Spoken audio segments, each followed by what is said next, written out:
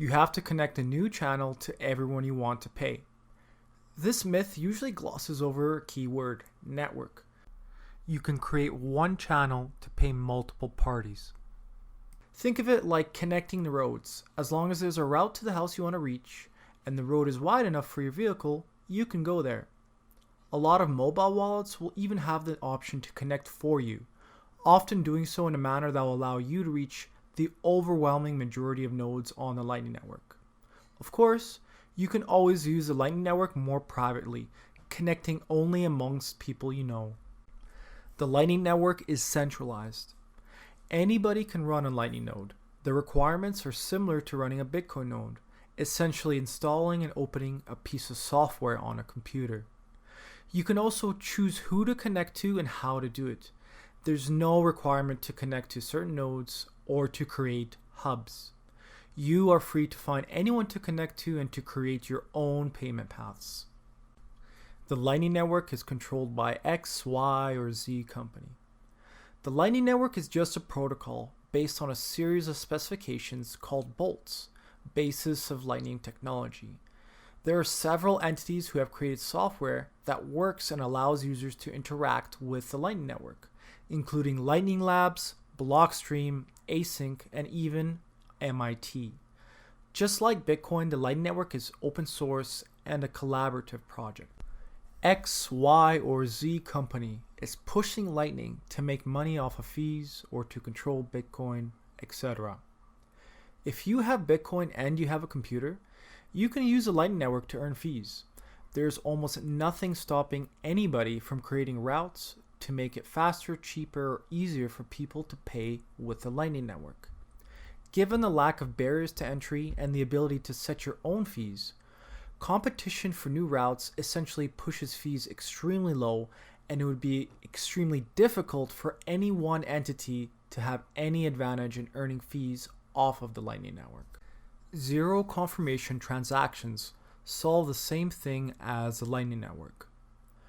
With regular Bitcoin transactions, until the payment is confirmed on the blockchain, there are security risks of double spend. It's also difficult in most cases to immediately respend a transaction that's not been confirmed multiple times. With the Lightning Network, every transaction is cryptographically secure and available for immediate respending without needing to worry about double spends. Also, Lightning Network transactions are independent to on-chain Bitcoin fees, so you wouldn't have to pay the regular Bitcoin fee for every single transaction. The Lightning Network is meant to replace Bitcoin. The Lightning Network is meant only to help Bitcoin scale. Large Bitcoin transactions that don't need immediate confirmation will still probably be done normally, while transactions in commerce, where there are smaller amounts or the need to immediately respend or resend, will be better done on Lightning. Your wallet needs to be always online. The way the Lightning Network works is kind of how contracts do. Imagine the Bitcoin blockchain being a neutral court of law. Every time you want to make a transaction on the Lightning Network, both people sign a contract acknowledging the payment was sent and received. What can happen is someone may try to pull out an older contract from when they had more money to submit to the judge.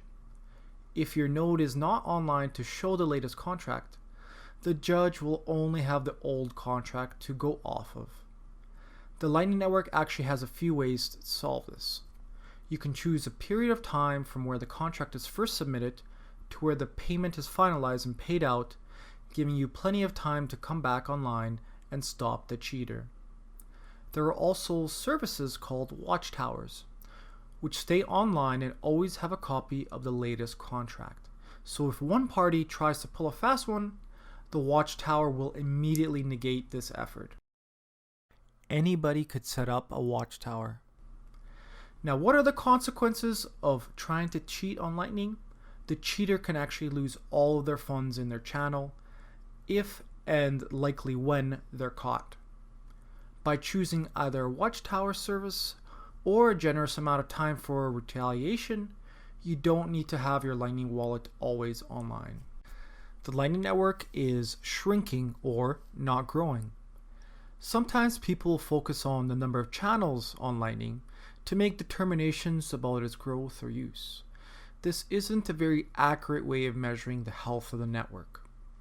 Channels and capacity is just like measuring roads and their width.